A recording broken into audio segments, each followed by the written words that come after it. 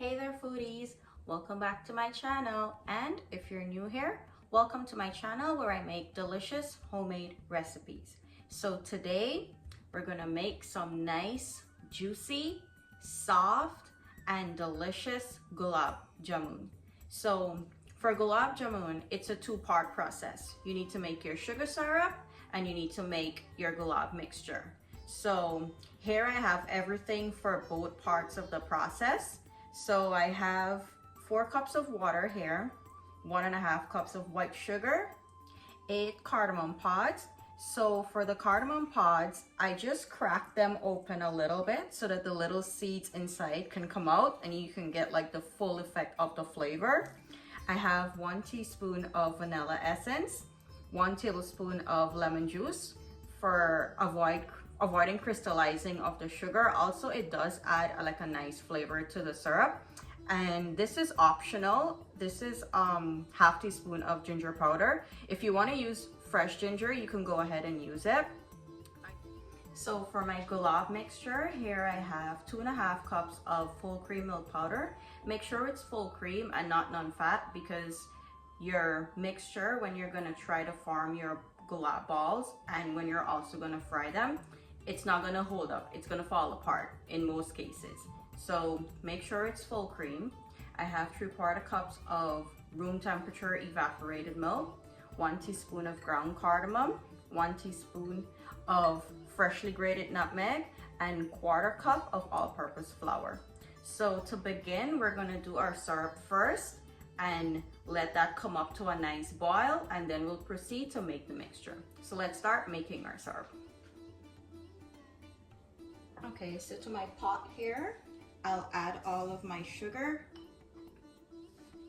my water,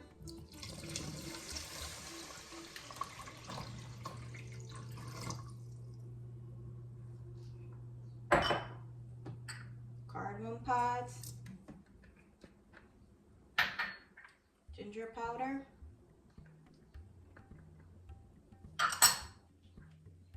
my vanilla essence,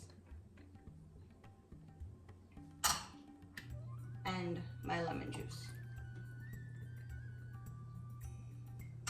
Give this a good stir until the sugar is completely dissolved.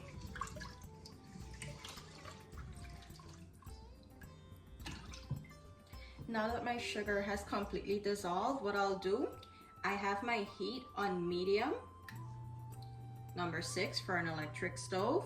I'll let this come up to a boil, and I'll let it boil for 5 minutes, just enough to infuse all of the flavors from the ginger powder, the essence, the lemon juice, the cardamom. And after 5 minutes, I'll shut the heat off, but I'll leave the pot remaining on the stove here so that I can keep the syrup nice and hot until I'm ready to put in the gulabs inside. So I'll come back and show you what it looks like after that 5 minutes of boiling, and then we'll proceed to start mixing up our gulab.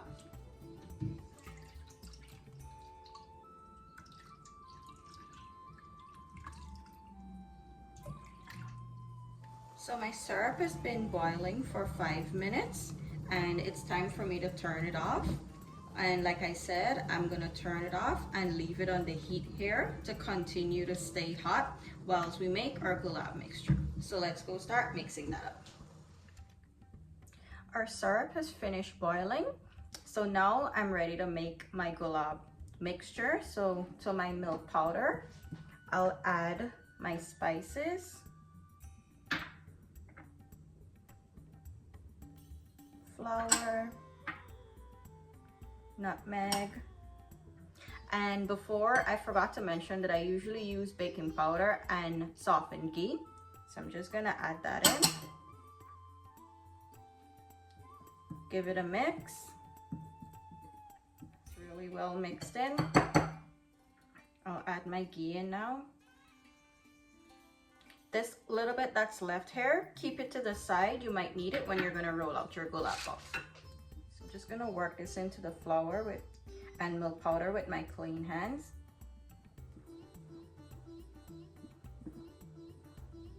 And for the baking powder and the ghee was 1 tablespoon and the baking powder was 1 teaspoon.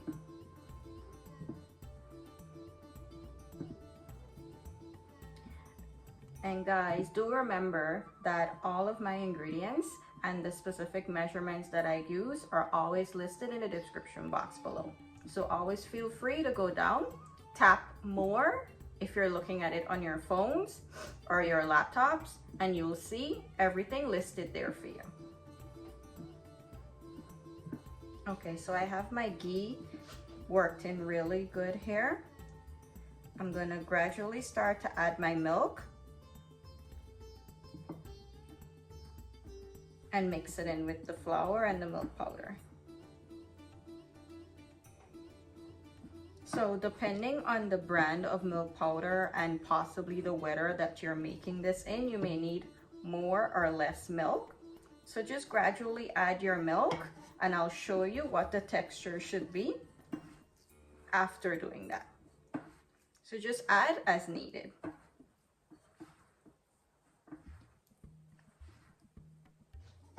So I'll continue to add my milk here and knead this out, and I'll show you what we should be looking for at the end.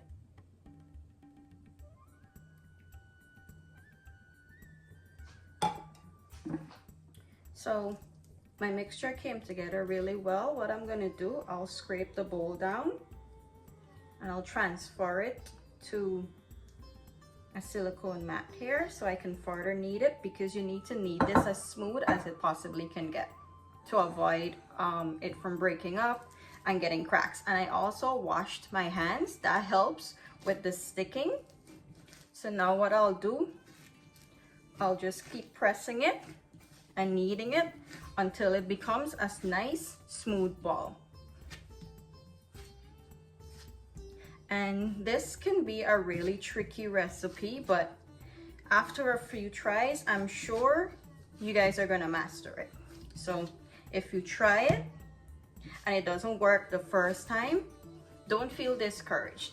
Definitely give it a few tries if you can, and I'm sure you're gonna get the hang of it, because that's what cooking is about, right?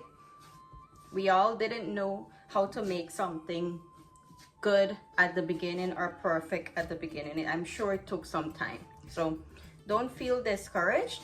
Just keep trying at it and I'm sure you're gonna get it. So as you guys can see, it's starting to get nice and smooth as you work with it, and you see how nice and soft it is.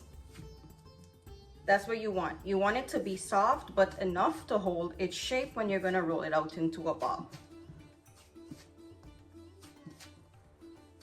So I'm gonna continue to do this for the next couple of minutes and I'll come back and show you how smooth it should be. So I think this is good. So one way to know if you've kneaded this enough, just take a little piece, preferably an amount that you're gonna make as one of your balls. Squeeze it in your hand like this. As you can see, it's very smooth in my hands when I'm squeezing it, right? So that's a good indication that you would have made your mixture with enough milk. It's moist, it's not dry, it shouldn't be cracking in the oil. So what you want to do is continue to do this in your hand a few times.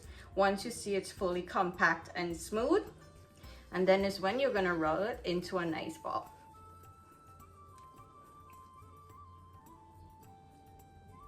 So here we have our first. See how nice and smooth it is? There isn't any cracks. That's what you want. If you have a crack from this stage when you're going to fry it, it's possibly not always going to loose up in the oil, but it will expand and those cracks will get bigger, and that's how it can loose up in the oil. So try your best to roll it out as smooth as you can. You don't need a very perfect circle. Like, these will swell and turn into a bigger circle. So this is good enough here. So I'm gonna continue to roll the rest out, and here I have a plate that's lined with parchment paper. You want to line it with something or whatever you're going to put your Gulab balls on. Make sure it does not stick, because you don't want to break up this shape that you already formed here, right? Also, as I roll them out, I'll take either a tissue or a piece of foil, anything that you have, to just keep them covered, because if you let this get dried out from the inside out, that's also a way that forms cracks and looses up inside the makes it loose up inside the oil. So I'm going to continue to roll this out, and then when it's time for frying, I'll take you over to the stove and show you how I fry them up. So see you when I'm finished with this. Here I have all of my gulab balls rolled out. So you see how nice and smooth they're all rolled out, but I intentionally left one. I don't know if you can see that crack there, another crack here.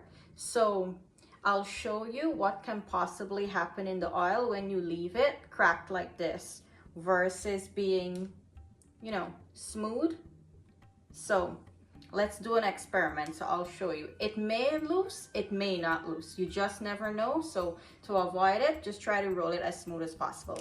And I have a little one here for my tester. I always do a little piece for a tester to know that I have the right temperature in my oil, because this oil that you're gonna fry the gulabs in shouldn't be very hot. It should be on low heat, because you have milk powder here, right? And it burns really fast when heat catches it. So my oil is almost finished heating up. We'll head on over and we'll start frying in a few minutes. Okay, so here I have my oil. It's between 1 and 2. That's how low I usually like to keep mine. And here I have my little tester. I'll just put it in. As you can see, it's just giving a very gentle simmer, right? Or a gentle fry. And it's gonna rise up on its own.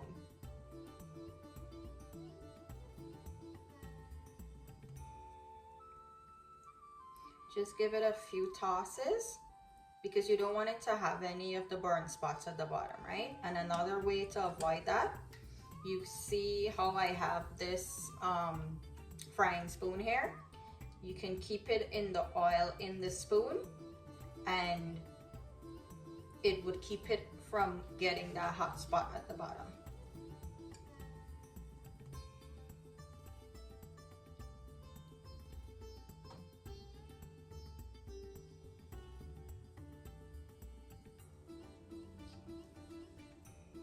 So you can see how quickly this got brown, right? So that's how quick it usually gets brown on the outside, which is why you need to keep your heat as low as possible, but enough to still fry the gulabs. So this tells me that when I added this small tester to the oil, it was slightly too hot, which is okay. This is why we have the tester, right? So also, when I'm gonna fry this one, after frying it, I'm gonna cut it open to check it to see if it's fully cooked. That'll gauge me as to know how long I need to fry the rest. These are all things that I am telling you. If you've never made this recipe, made gulabs before, these are things that you can use to help you to make a good gulab. So I'm gonna take it out of the oil. See how dark this one came out? I mean, if you wanna fry it this dark, that's okay, but I usually fry mine on a light golden brown color, but this is also okay if you like it this way. So I'm just gonna make sure that this is drained really well.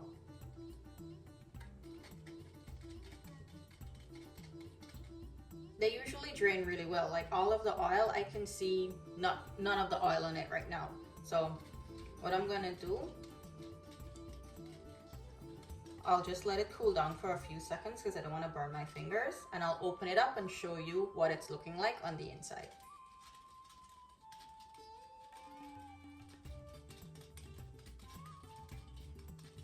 Also, whilst this is cooling down for a few seconds, I have my syrup. I poured it into my container that I'm gonna soak my gulabs in, just a regular Pyrex bowl.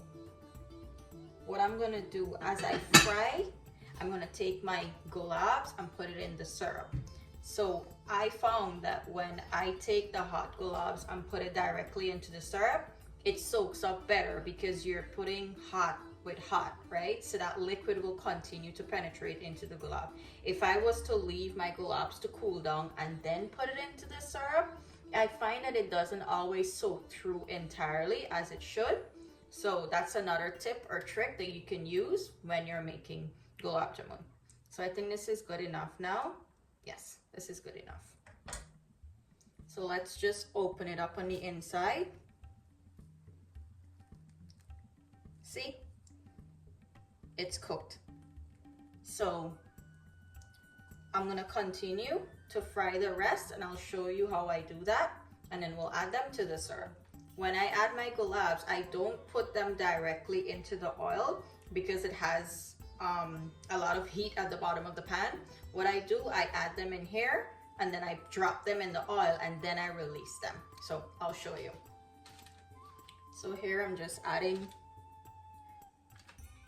some of the gulabs.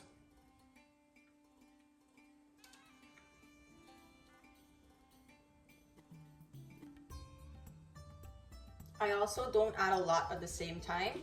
So I usually do a range of 5 to 7. So here I'm gonna do 7 and I'll show you how I drop them in.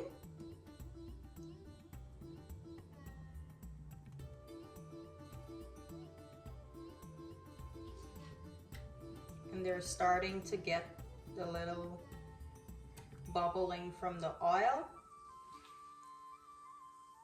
And I'll hold it here for maybe about 10 seconds until they all start to simmer like the rest is here, and then I'll release it into the oil.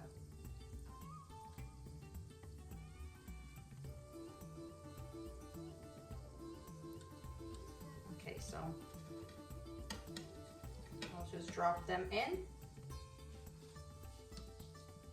And as soon as I drop them in, I'll keep them moving in the oil because you don't want them to have any burn spots at the bottom. I mean, it's okay if it happens, but if you can avoid it, just avoid it. So gently move them around and you'll see slowly they'll start to rise up to the top of the oil.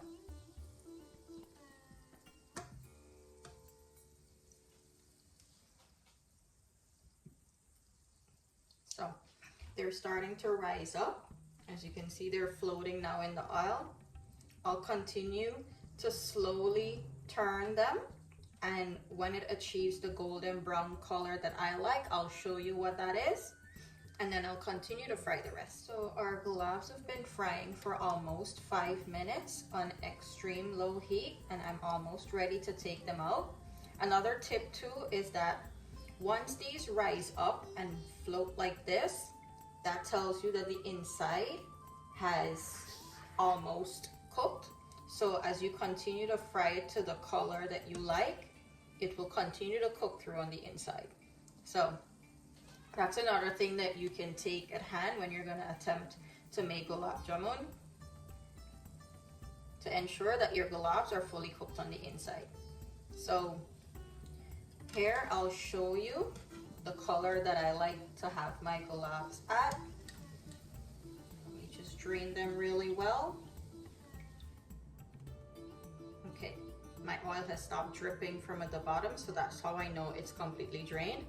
As you can see, it's nice and light and golden. That's how I like to do mine. So directly into the syrup is where I'll place these.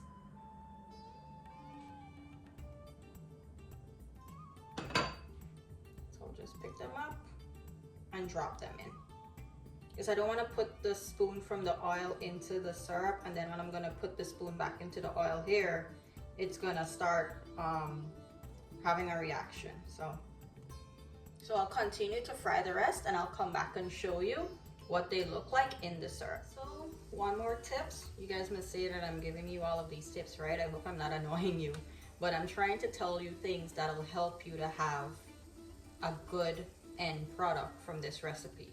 When you're frying this, for no reason should you step away. If you think that you have to step away while frying this, do not put in a batch until you're finished doing what you needed to do. You need to stay by this the entire time it's frying, because within a couple of seconds it can go from perfect to burnt. So just make sure you stand over it, monitor it, and when it achieves that color that you like, go ahead and take it out. So I'm on my second set here. I just have one more batch and then I'm done, and I'll come back and show you what they're looking like in the syrup. Also, I literally just put the first batch, sorry, that we were showing you just now in the syrup, and they've already started plumping up. So you see that effect of hot to hot, what it does. So remember, these tips are to help you achieve a nice, tasty, soft, juicy, and intact Gulab Jamun. So again, see you in a few minutes. Okay, so I finished frying up all of my gulabs, and they've fried up really nice and light and golden. Like I said before, I don't like when they're fried very dark. I like the light golden color. So a couple tips for when you're gonna soak your gulab. Make sure you use something that can keep the gulabs together and also have most of the syrup cover them. If they're not fully covered, they're not gonna soak properly. Like if you have the gulab and this, let me get more syrup in the spoon, this much syrup is touching it, it's not gonna be enough to penetrate through the Gulab Jamun.